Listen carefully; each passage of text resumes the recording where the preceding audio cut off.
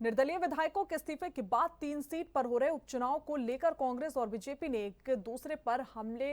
करना शुरू कर दिए हैं। उपचुनाव को लेकर कांग्रेस सरकार बीजेपी को जिम्मेदार ठहरा रही है, जबकि भाजपा उपचुनाव के लिए कांग्रेस की कारगुजारी को जिम्मेदार ठहरा रही है। इसी कड़ी में नेता प्रतिपक्ष जयराम ठाकुर ने शिमला में कांग्रेस सरकार पर तीखा हमला बोलते हुए कहा कि निर्दलीय विधायकों को सरकार प्रताड़ित कर रही थी, जिसके चलते विधायकों ने इस्तीफा देकर भाजपा विधायक के रूप में चुनकर आना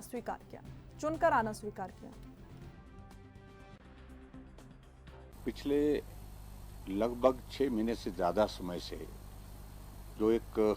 राजनीतिक अस्थिरता का एक माहौल खड़ा हुआ है हिमाचल प्रदेश में, सरकार की वजह से, सरकार के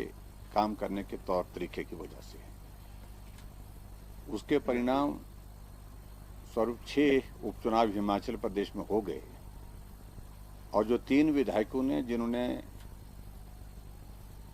सरकार से नाराज होकर के, और नाराजगी की बात यह कि जिस प्रकार से उनके क्षेत्र को नजरअंदाज किया गया, उनकी बातों को सुना नहीं गया, माना नहीं गया, और उसके साथ साथ में जब राज्यसभा के सीट के चुनाव के लिए उन्होंने स्वतंत्र होकर के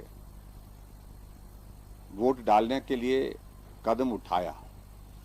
जिस पर सरकार ने बहुत बड़ा एतराज किया, मुख्यमंत्री ने और उनके सब मंत्रियों ने, और उनके परिवार के खिलाफ, उनके खिलाफ जो है वो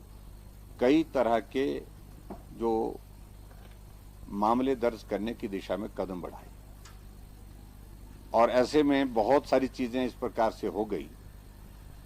निर्दलीय विधायकों ने बहुत विचार करने के बाद एक फैसला लिया कि अगर ये प्रताड़ना का दौर इसी प्रकार से चलता रहेगा, सरकार को समर्थन देने के लिए हम पर दबाव बनाने के लिए जो प्रयत्न किए जा रहे हैं कांग्रेस पार्टी की ओर से,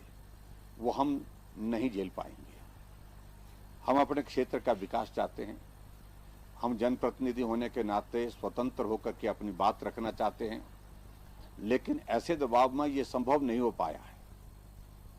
और इस सूरत में उन्होंने कहा कि हम विधानसभा की सदस्यता से त्यागपत्र देते हैं, जिस त्यागपत्र को स्वीकार करने के लिए कांग्रेस पार्टी